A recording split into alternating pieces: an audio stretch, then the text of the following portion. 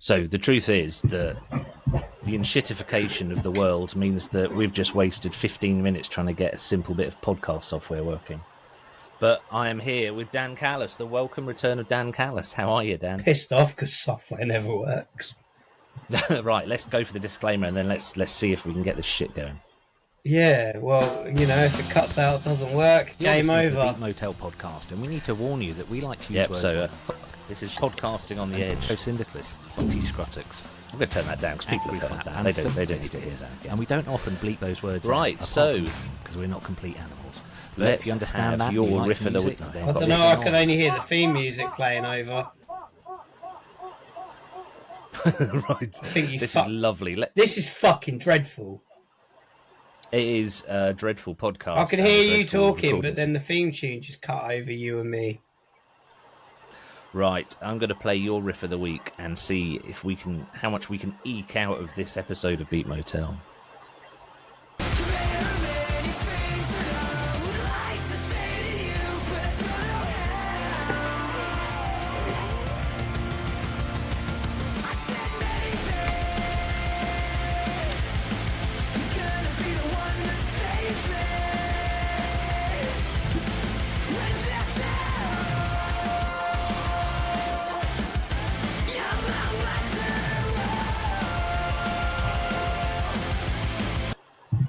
So, Mr. Callis, who was that? That was Bring Me the Horizons cover of Wonderwall that was originally by Oasis, as if that needs pointing out. Just for anyone who's not heard of Oasis. But the audio quality on the stream made it sound like it was 128k meg quality, whatever it is. Like it was like, oh, I've actually downloaded the wrong file on LimeWire, and all the symbols sound like tin now.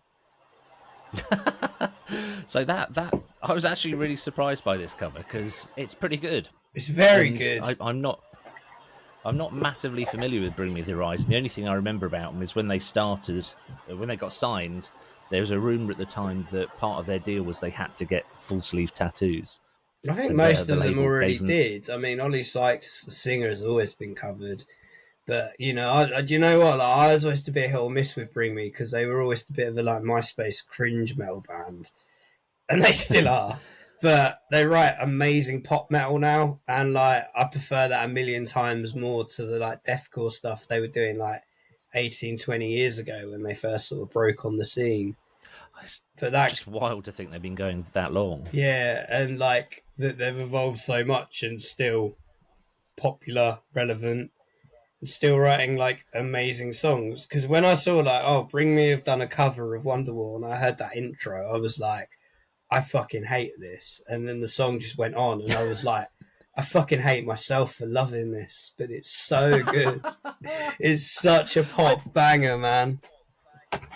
It's such a studied, brilliant bit of. Is this metalcore? Would you call it metalcore? It's like pop metal, isn't it? It's I don't know, I call it pop metal.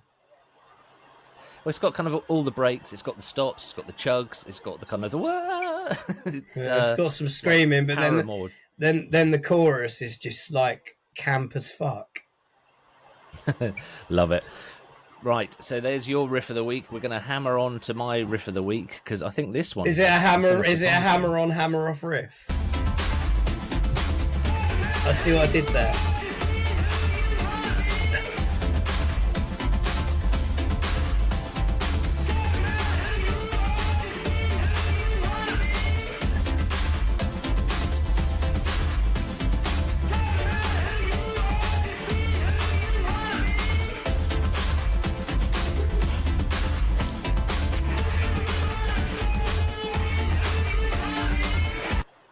I had to check several times that this was the band I thought it was, because this is a band you and I... Well, I've never met them in person, but I know that you know them. Oh, God, I don't even know who it is. It's a local band, and they message me... Each time they put something new out, they message me and let me know, which is cool. I like that. That's a really nice thing. Who is it, though? But it's Dude Smell. Is it Dude Smell? That doesn't sound anything like Dude Smell. I say I had to double check, and I mean, on this podcast, we're not known for accuracy. But I double checked that was Dude Smell. Is that the new one they put out with the rainbow cover? That's like something to do with Pride Month. Yeah, Fatal Attraction's the name of the track. But I mean, you've seen them live, right? Yeah, I saw them live. I played with them, and I've seen them live. I saw them live like 2 weeks ago at Hanks. Yeah, Hanks. And how are they going to do that live? I don't know. I thought they just.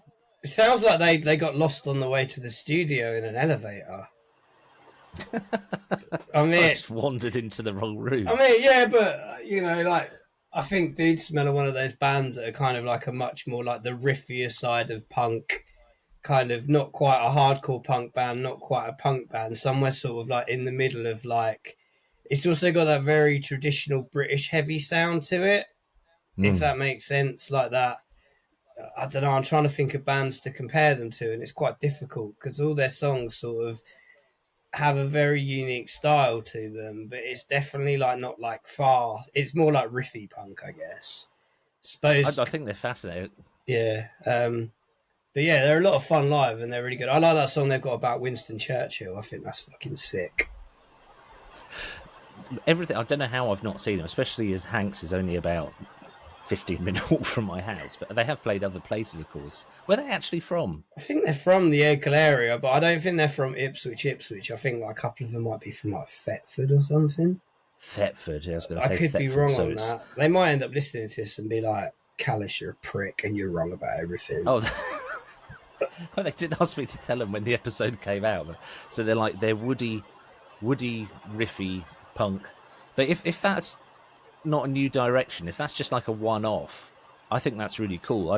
I know bands have to be a thing, and when you form a band you have an aesthetic, but I think bands that flex their wings a bit and do something quite different just as a one-off. For one thing, it's really like fuck you to the music industry who wants to put you in a little pigeonhole, and once you've had your hit single, you then have to make that forever and ever and ever. So do we think I've made a mistake, or do we think that actually is Dude Smell? Would you recognise the guy's voice? Yeah, it sounds like him. When you said it, I mean, I might have to go back and double check. If it's wrong, then congratulations to whoever just got played.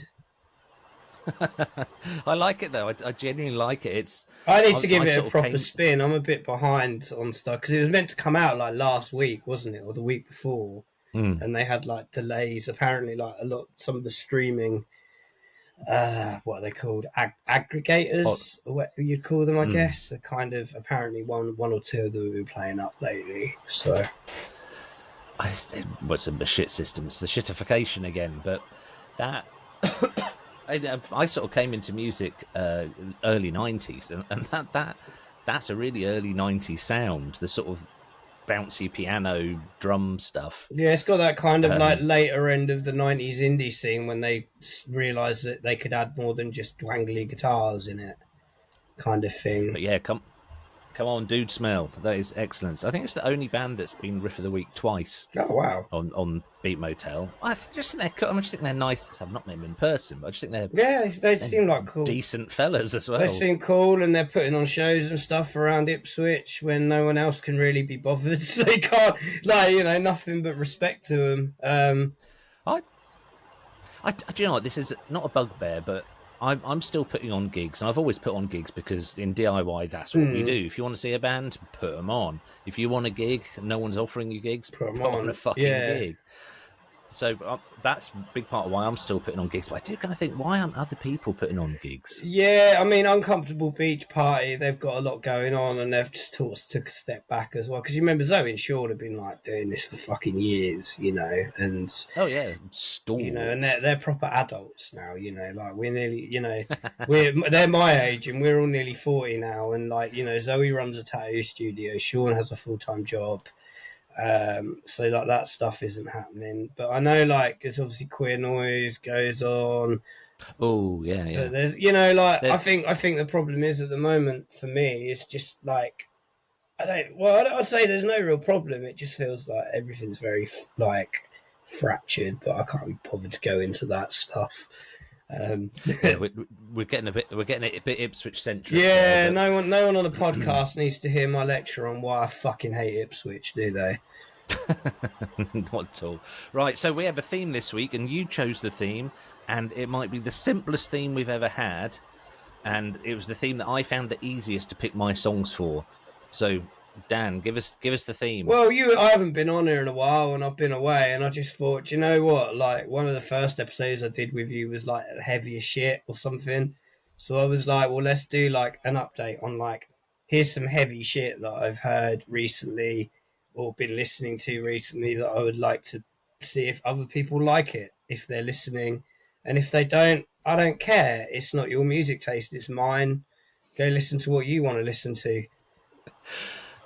Dr. Sam, usual co-host of Beat Motel, about this point generally, he says, look, if you don't like what we're doing, then just fuck off. Why are you listening to us anyway? Haven't you got anything better to do than listen to a shitty podcast? Well, it's funny because I don't really listen to a lot of music podcasts, actually, because I'd much rather just listen to the music. Like, if I was listening to this, I'd be like, well, tell me what songs you played, and I'll go off and listen to them and make my own mind up. I don't need to hear myself talk about songs I like to decide I like it, you know? It's kind of ironic that I should be like, no, I fucking hate music podcasts. Fuck off, I'm not coming on. You just like summarise the entire pointlessness of all music podcasts. Like, what's the saying? Like, writing about music is like fucking about architecture. Yeah. Plus, like, if the world needs anything right now, it's more podcasts by middle-aged white men. At least we're not encouraging you to become fascist, though. We're just telling you to listen to some cool music. You were saying about you being nearly 40. It was my birthday yesterday, and I'm now 49. Fuck off. 40 fucking. I thought you were in your mid-40s for some reason. Do you know what? I think you might have told me that you were in your mid-40s, but that was probably 5 years ago. And I just assumed that you never aged because you don't look like you age. Oh, I'm a lazy bastard. That's not true. Right, so first track, 4 tracks each. I'm going to call it Kin Heavy Tunes because there used to be a shop in Ipswich called Kin Cheap. Do you remember that shop? No, I don't. It might have been before my time. It might have been, but I never understood the name until I got to about my 20s. They're saying fucking cheap. Right, so here is your first choice, and it sounds like this.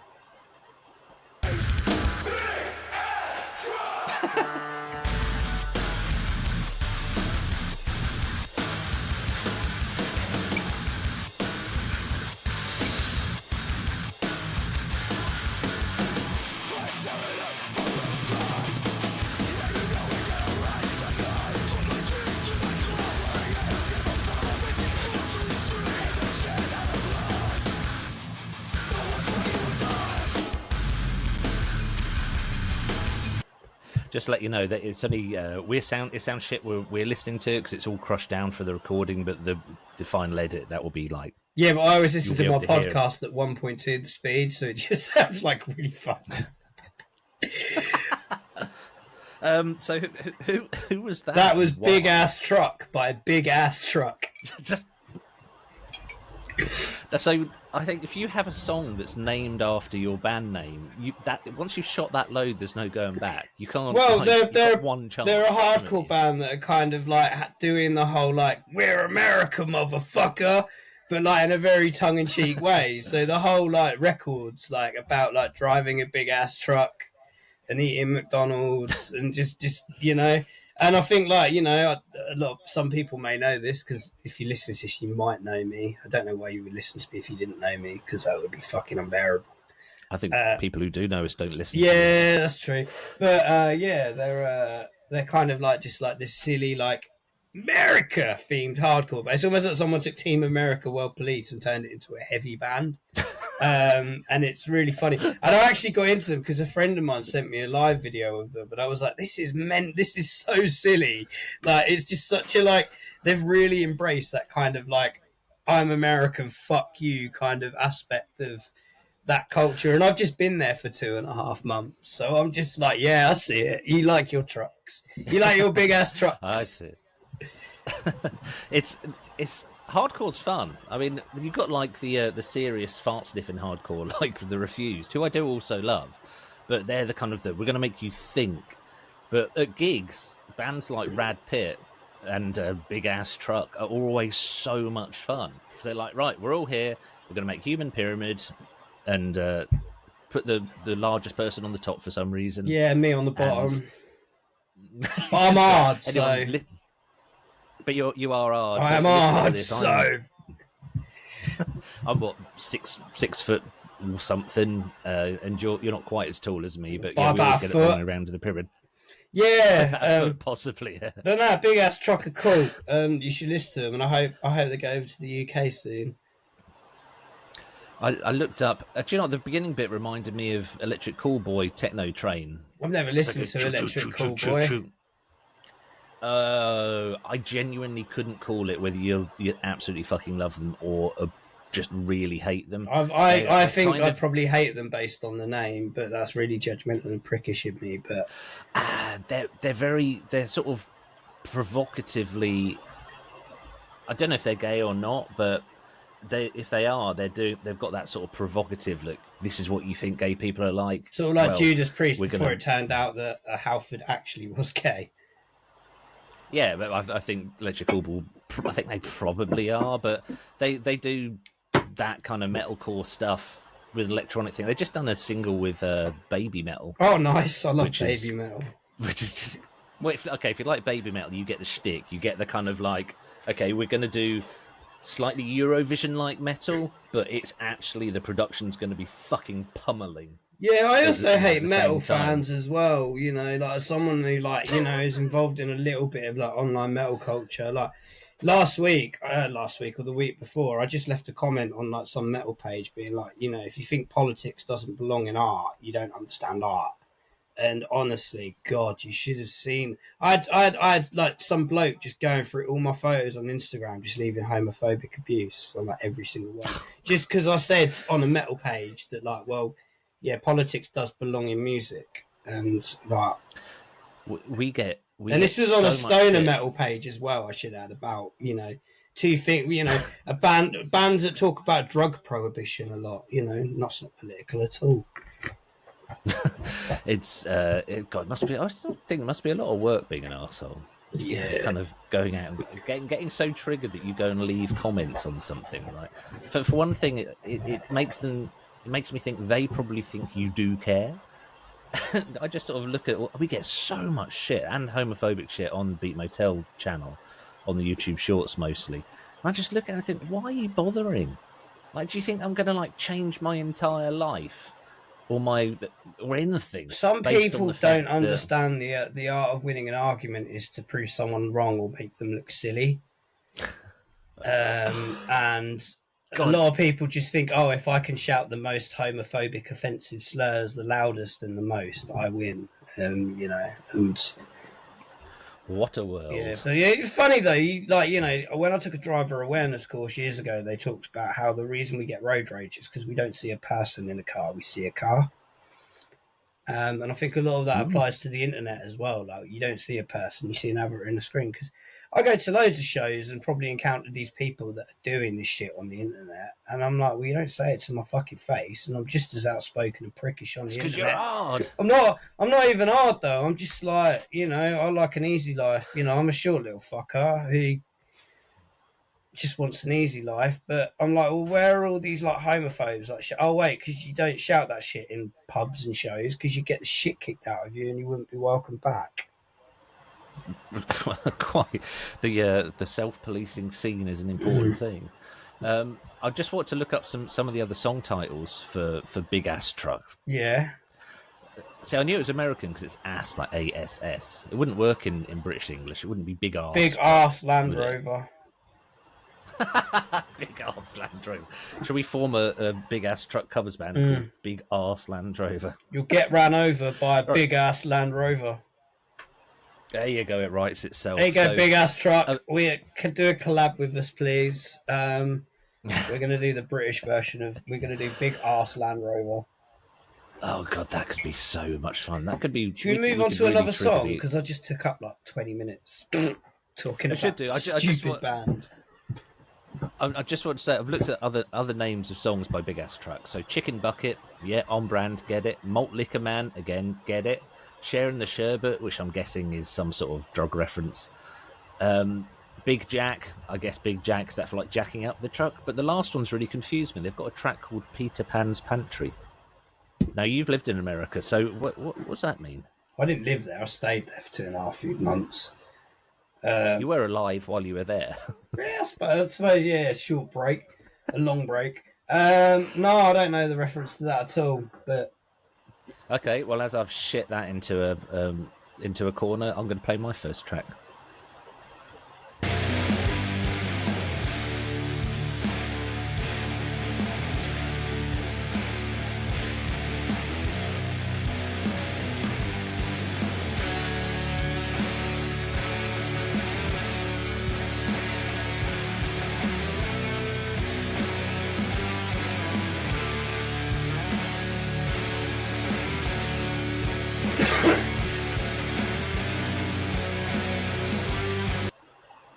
That was Pelican. Have you heard Pelican yes, before? I have. I haven't listened to them in a long bloody time, but they were basically a heavier version of Mogwai, as I described them as back in the day. I don't think that's wrong, right? No, that's spot on, and I chose that. They haven't had anything out for ages, but I chose that because it's not really moved on from the previous album, but they do that heavy, big riff thing so expansive, just so nicely. It's just nice to hear new music for them. So that song's called Gulch. Nice. Well, there's a band called Gulch as well. It's probably named after them, that's the thought. Oh, unless that isn't Pelican, it's actually a band called Gulch. No, that is Pelican, have made that definitely. Mistake. That is definitely Pelican. Yeah. So we were doing heavy stuff, so the chance of me choosing Pelican when they've got something new out is pretty high. So I'm going to move on to your next track. Well, I was also going to say, I'm not surprised that the guys in These Are End Times would pick a Pelican song as well. Right, basically, me and Rocky would love to be that heavy, but the rest of the band isn't really interested. Possibly Dom, the drummer, a little bit, but I keep saying, get me on vocals and you'll sound like Death Heaven. It'll be fucking cool. Have you heard my new band? Oh, this is not a discussion for the podcast. I'll have a discussion with you in person. But I've made it a lot heavier. Yeah. My new band. So I'm in drop just because I just want to play big riffs. But we've got a singer who sounds like Joe Cocker-cross with Joan Baez. She's got a voice that could bring down light aircraft. The first time I heard her sing, there's videos on YouTube. First time I heard her sing with us, she opened her mouth and I literally went, whoa, where the fuck did that come from?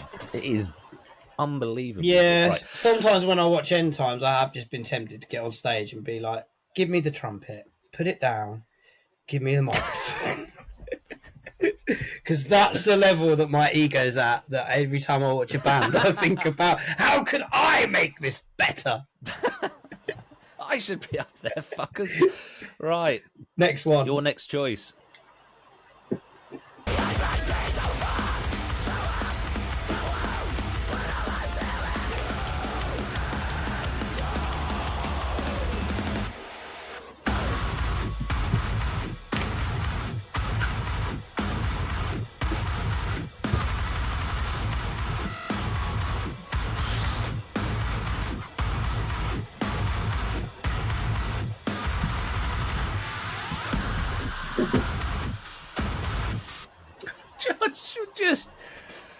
You know what you're gonna get as soon as that starts. You know what you're gonna get, and it doesn't disappoint. But how do you dance to that, like dong dong? I don't know. Dong, I like T because they remind me of like some of the old Death Wish stuff that was coming out about 10 years ago, but it's got a little bit more of a like new metal-y riffy edge to it. It's not just like fast, like da da da da da, like, you know, like bands like Trap Them that almost sounded like, you know, like Black and Crust, fast stoner metal really with a punk edge, and they're kind of like more on the kind of like da da da da da side of it. But yeah, funnily enough, I put that song on yesterday when I was cooking, because I'm currently staying at my parents' house because I'm waiting for the place I'm meant to be moving into free up, and I put it on and my dad's like, what the fuck's that noise? And I was like, oh, it's music.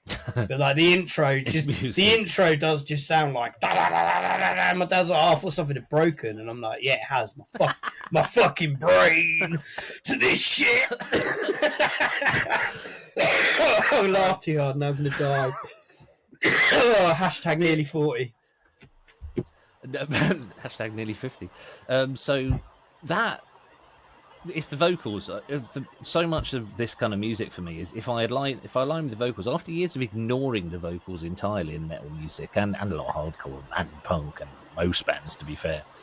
If the vocals have got the right texture, I'm in. And I think this band is called Teeth, and the track is called Blue and Cold. Yeah.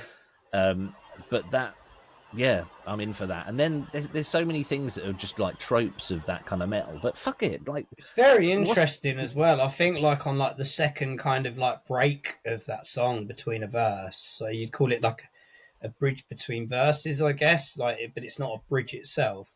There's a bit where it just like completely plays an offbeat for one of those bars, and I'm like, that's what I like my metal to do, man. Like suddenly just be like, well, you know, this shouldn't be here, but it is, and it fucking works.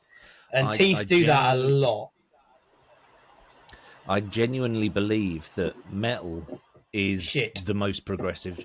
No, is the most progressive genre. For it's a genre that's got kind of rules to it, but the rules are there's always so many bands pushing the envelope and just trying something a bit different, even if it's not like a big major, like, oh, we're going to do metal in 3/4, or we're going to do it to a foxtrot. It's one of the few genres of music that you do the opposite of what you want to do to make it extreme, which is you make it softer. Yeah. So like you look at like how going back to like Rad Pit, you know, a heavy band of like indie math kind of like concepts of writing a song and downtuned and make it really. And I know, like, you know, Rad Pit, if they ever hear this, they are a rip-off of Blackfish. They will admit that. I've spoke to them about that. I get it and I love it.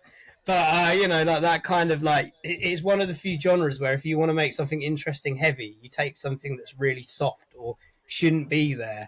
Babymetal being a prime example. Bring Me. Well, let's bring more synthy pop into metal, and you know, it's a fine line between cheesy as shit and wow, this really works. But when it works, it does fucking work. That's the genius of it, though. Yeah, Babymetal are a perfect example. And also, it's texture, isn't it? You look at Babymetal, and then you hear the music, and it's very, very different. Yeah. Rad Pit, I'm just going to say, they're playing St. Stephen's. I'm kind of hoping it gets transferred to the Bards. But they're playing their 10th anniversary show at St. Stephen's in Ipswich fairly soon. I need to go to that. It's been a while since I've seen them.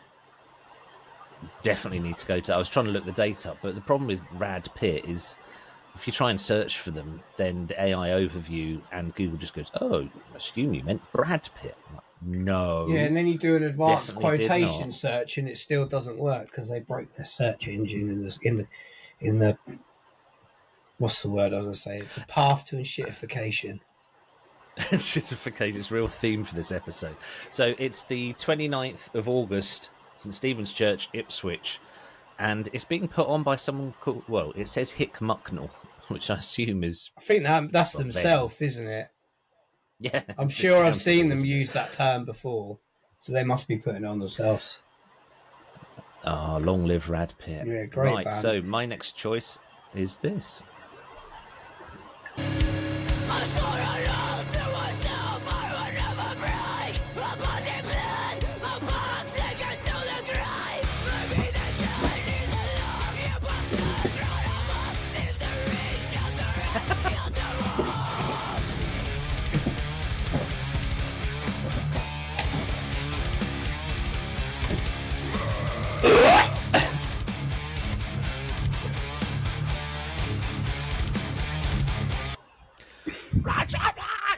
Oh, just that the control for that vocal bit is just so fucking Who is it? I had no idea.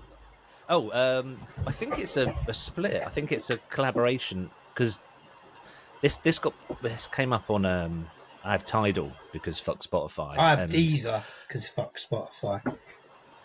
And the algorithm's actually really decent. It gives me a lot. It's where I discover a lot of new music now, and I'm sort of sad about that, but also it's really cool because I discover loads of new music. And this is a band called Sylosis, which is Sylosis. Oh, Sylosis! Like they've been going years. But then it says /Harriet, which I assume is a metal band based on the books of James Herriot, who wrote All Creatures Great and Small. I'll have to check that out. Yeah, Silosis has been going about 20, 25 years, I guess. But so what's the crossover? Because until the double drum, the double kick, that just sounded like mathcore or hardcore to me, especially the vocals. So is it metal or metalcore? I suppose you call it. It's metalcore kind of always sounds really filthy, like saying new metal. It always sounds a bit kind of yeah. It's a bit of a dirty word, metalcore. To be honest, I mean, when I think metalcore, I think like my generation of metalcore when I was younger was like Killswitch Engage, As I Lay Dying. You could argue like Lamb of God were a metalcore band. It was the same kind of, some people would be like, well, metalcore has clean vocals as well, and it's like, does it? Darkest Hour are a metalcore band, and they don't do that a lot.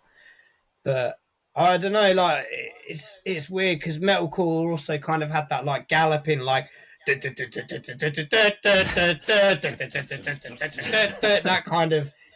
kind of was like the default metalcore riff. And it's sort of disappeared a bit now because I think bands are just getting a lot more like, how low and slammy can I make my palm mute sound, which I'm not complaining about. Well, it's just because production's so much better. You can do so much more. I accidentally made Lamb of God late on stage once. How did you do that? I was at Colchester Arts Centre taking pictures for a band from Chile called Criminal, who lived in Ipswich for a while, which I think I must have mentioned on here. They used to like tour with Metallica and Slayer and stuff all over South America, and they moved to Ipswich. But they were supporting Lamb of God at Colchester Arts Centre. That must have been years ago to see Lamb of God at Colchester Arts Centre. Oh, God. It could be 15 or more years ago. But I was backstage, Colchester Arts Centre's a church, and I was just wandering around, like nothing to do, because when you've taken pictures in the first 3 songs, unless you want to go out the front, it's just, I can't even remember, trying to find the loo or something. And I noticed the back door was open by the office, and I was like, oh man, like you can't leave that door open. This is where all the computers and stuff are. So I just shut it. And I was walking back, and I had this bang, bang, bang, and this little glass window in the door, and I looked, and it was this guy with like a long grey beard going, dude, can you let me in? And I was like, no, I don't have the key. I can't let in some fucking stranger. No, it was the singer of Lamb of God. Randy was trying to get in. I bet you he gave you something to fucking die for after that. No, he was. I can remember them all being charming. That was a Lamb of God. I got a song called "Now You've Got Something to Die For." I was making it. A joke. Okay.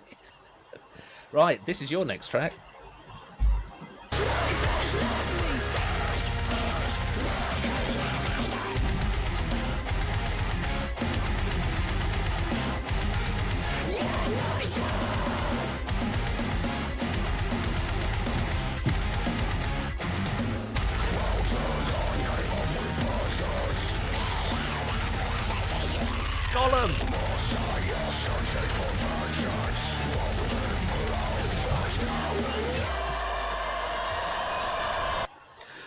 Now, this track, you choosing this track, really surprised me, and I don't know why, because I kind of know your tastes, but the sort of the orchestral element of metal is not something I thought you'd be down with. Usually isn't, funnily enough. It was. Do you know how I found this band's called Ironstone? I think they're from Australia. Do you want to know how I found them?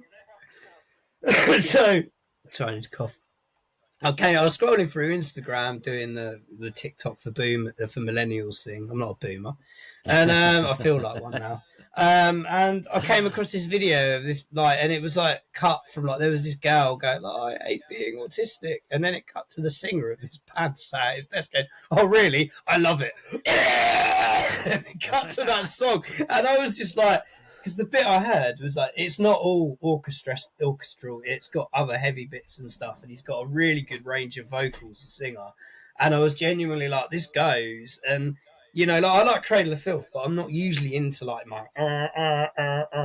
metal. It's a bit fucking cheesy and lame in my view, but it's a bit Eurovision metal. Yeah, or just like, it just doesn't need to be there, man. It's like, fuck the synth, just put more guitar in the mix, man, and just make it go ah! But yeah, I thought Ironstone were really fucking cool, and I think the fact that I found them because the singers just put that video out just made me laugh so much. It warms me to them greatly.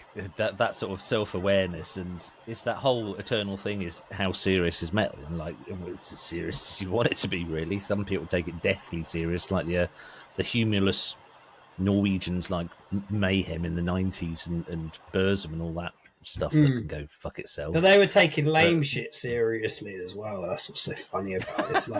It's like they were just a bunch of like, you know, like if the Norwegian black metal scene was around like 20, 30 years later than it was, they would have just been a bunch of chans on a racist internet forum going like, I don't like white genocide. That's kind of the vibe that I get from Norwegian black metal, right?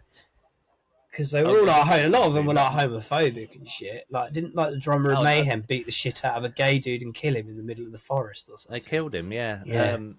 But yeah, I was about to add the caveat: not all Norwegian black metal bands, but it was basically a group of, well, it was two bands really that made. And one of them had one member, and he really is a member and continues to get somehow worse. Wasn't it? Like, people getting more racist as they get older is just fucking weird to me. Because you go out and see the world and realise you're Varg. Yeah, you go out and see the world and realise that you're wrong. Is how I think I would hope most moderate racists learn as they get older. So getting older and getting more racist, bizarre. Yeah. Right. Well, I don't know. They all started out with paganism, didn't they? And then evolved into racism, which is quite a common pipeline. Not all pagans, but some of them.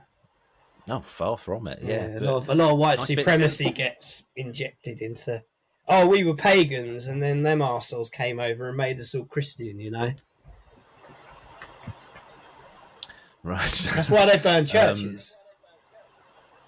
Oh, is that what? Yeah, a big part of something that I don't want to dig into too deeply, because I just like I don't want to focus on hate.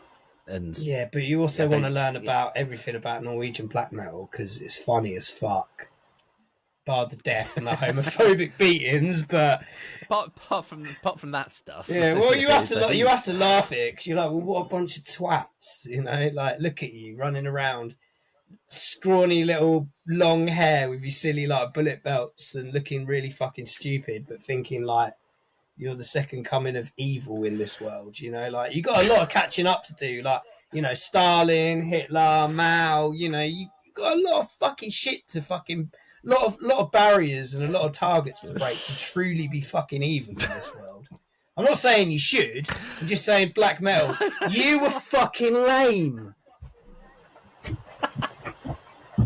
Oh god, I love the fact I never know what direction this podcast's going to go, especially when you're on it. I'm not even stoned today either. It's too early in the morning. We're going to have a bong after this. I'm gonna have to move on to the next. Yeah, shut up, Callis.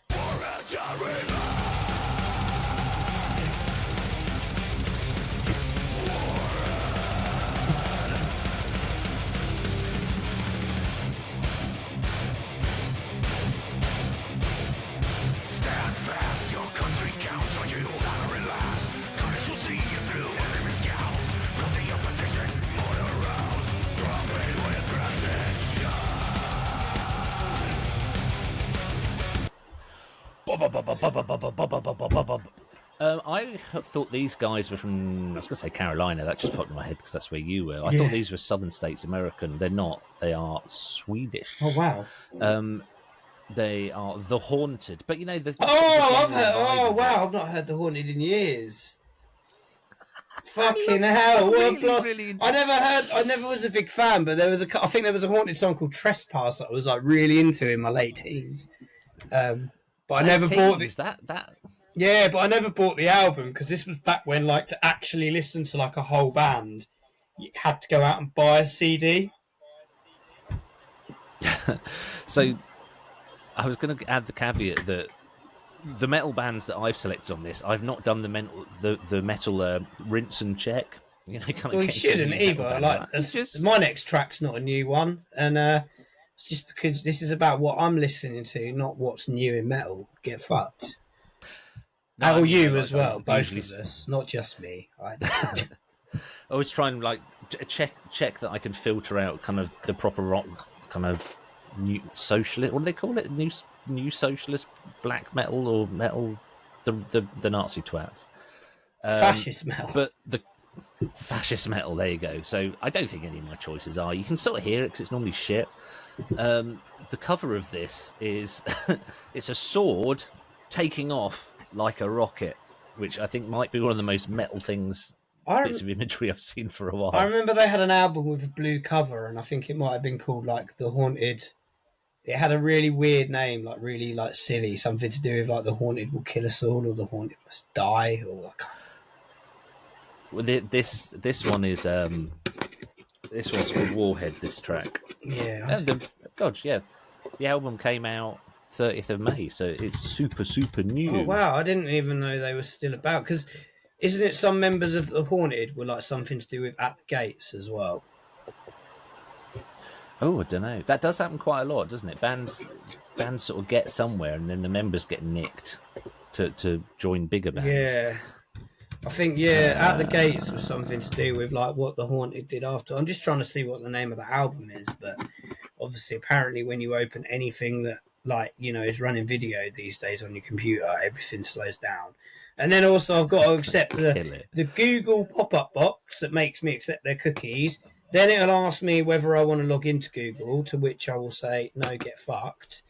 But yeah, and now Google search is loading. This is really so. Do you want to play the next track while I'm doing this and I remember the name? I will, because we've got very few minutes left. Oh yeah, this is the album's called The Haunted Made Me Do It. That's it. That's all I wanted to do. But it took 6 hours because the internet's shit. So you actually sent me one track too many, so I pruned you, I'm afraid, and this is your last track. I can't remember.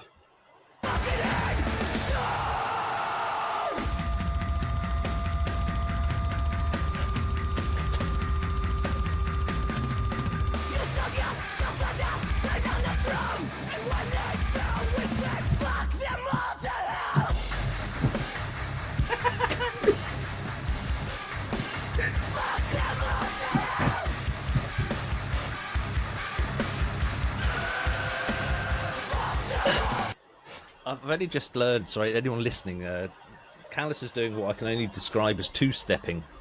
And that's something I didn't even know had a name until very recently. Oh, wow. That's sort of like... It is right, it's two-stepping. You're so protected and blanketed in this world from all the evil within it. I saw the coolest thing, Woodbridge Skate Park. Do you know the guy who does two-toe skateboards? Yes, yeah. I don't know, but I know the name. So he put on or they, I should say, because there was a bunch of them. They put on a skate fest in Woodbridge, and was that the one? The one that's going viral at the moment. What is? There's a bit of video footage of Mincer playing. And someone does like a little flip with a tech deck on a ramp, and then someone goes and does like an early grab off the ramp or Mincer playing background.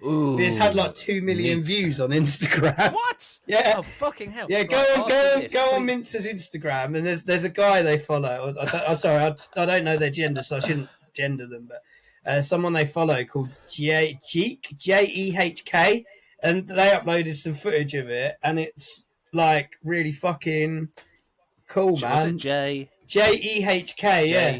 But if you go on it, you'll see it's had like 2 million views, man, this little video. It's like, yeah, go on, Mincer. Oh, that is... Yeah, go on, Mincer. But yeah, sorry, I didn't mean to sidetrack you from your story, but carry on. No, I was just going to say that being in Woodbridge, it's where I grew up, and it didn't used to be posh. It's kind of poshified itself, gentrified. Yeah. But seeing this event at the skate parks, it got some fucking sick. It's a nice skating. little skate park. You sort of stuff where you just go, how are you doing that? Yeah. Like they've got the slope with the high wall, people dropping in off that, like tombstoning off it. It's just wild. Nice. But in the car park next to it, Mincer playing, and a massive circle pit, and loads of people doing like two-step dancing. I was just like, yeah, I'm gutted I wasn't here for it. So good. Right, I'm going to watch that clip. I'm going to watch that clip later rather than get too distracted here. But Stray from the Path, that was cool. And this is going to be my last track.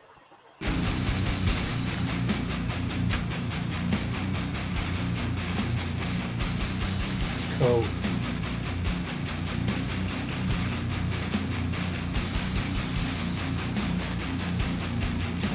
I realised we didn't say anything about Straight from the Heart.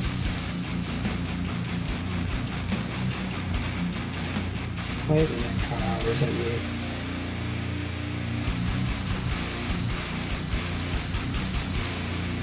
Hello? I chose this. This is Purified in Blood. The song's Primal Pulse Thunder, which sounds like diarrhea. But I chose it because a lot of the other metal we've chosen is quite... There's always an element of tech. It's just the way it is. And I chose this because sometimes some bands just get that grinding low riff and just do it so well. And it sounds simple, but it's incredibly technical to get it to work that well. Did you play it? Because I didn't hear it. Did you not? Oh, okay. I'm going to press play again. Just put raise your hand if you hear nothing. Andrew.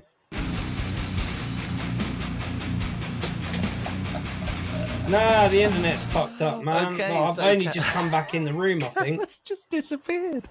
He's gone. But we were out of time anyway, so nah, man, I'm going to call it nothing. quits there. Thanks for listening. This has been a really fun show, and if you made it this far, well, brilliant, well done. Or is he coming back? I'm gonna have to press stop anyway. Can you hear me?